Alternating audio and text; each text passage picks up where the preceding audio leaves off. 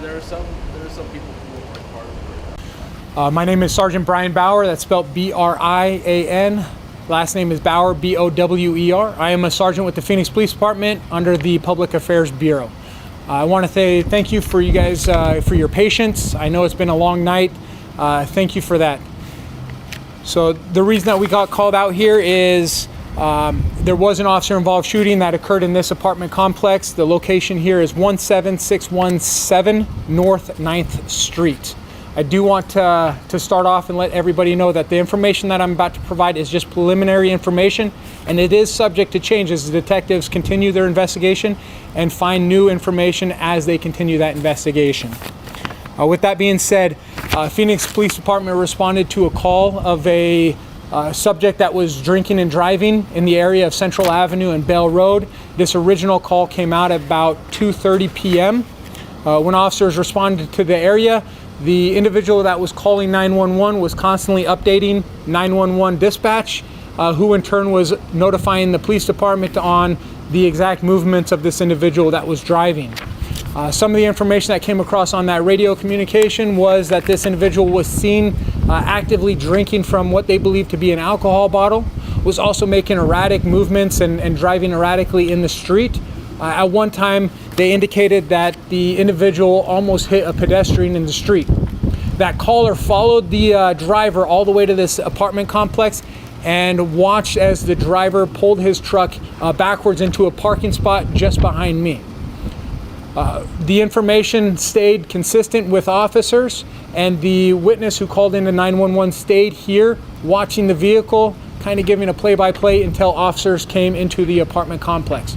Once officers identified the vehicle that was on the call, the first officer on scene got out and began looking at the vehicle and observed that there wasn't a male inside the truck, kind of laid back in the driver's side with loud music playing. Once the second officer came on scene, they both started walking towards the driver's seat. They did see a rifle in the front portion of the truck. As they contacted the male driver, who was the sole occupant of the vehicle, they had him get out of the car. He was cooperative with officers at that time. The officer saw indications that this individual was intoxicated and began an investigation for driving under the influence of liquor. It was at this time that during this continued investigation into a DUI, the officers noticed a handgun that was also in the driver's side mat pocket on the driver door. The man, while they were going through this investigation, began making his way towards the driver's door, reached in and grabbed the gun from that mat or the pocket of the driver's door.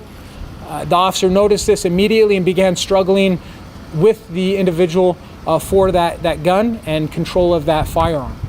During that struggle, the second officer came over, and that's when the officer-involved shooting occurred. Phoenix Fire Department were called. They responded to the scene. They transported this man to a local hospital where he did die from his injuries. The officers involved are currently part of this criminal and under administrative investigation, which is protocol for the city of Phoenix.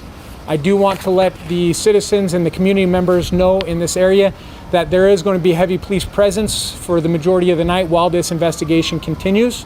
We also want to just notify everybody that the city's transparency policy when it comes to these officer-involved shootings, we're going to hold true to those. Within 14 days, the body camera video and several other items of this investigation will be provided to members of the community.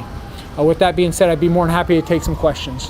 So just to be clear, there was both a rifle and a handgun inside the car, correct? That is correct. The rifle was situated in the front of the truck. The handgun specifically was in the driver's door pocket. And he was reaching for the handgun? Correct. Okay. Not just reaching for the handgun. I do want to clarify that he actually had possession of the handgun while he was struggling with the officer for control of that gun. Can you confirm that this is a man driver? Yes, this is confirmed that it is a adult male driver who, again, was shot, taken to a local hospital, and pronounced deceased. And the 911 caller really was the one who was able to give a lot of information to officers about location and everything. But for those who are watching, I mean, is following a drunk driver or doing that play-by-play, is that really what you guys are recommending people do if they see this happening?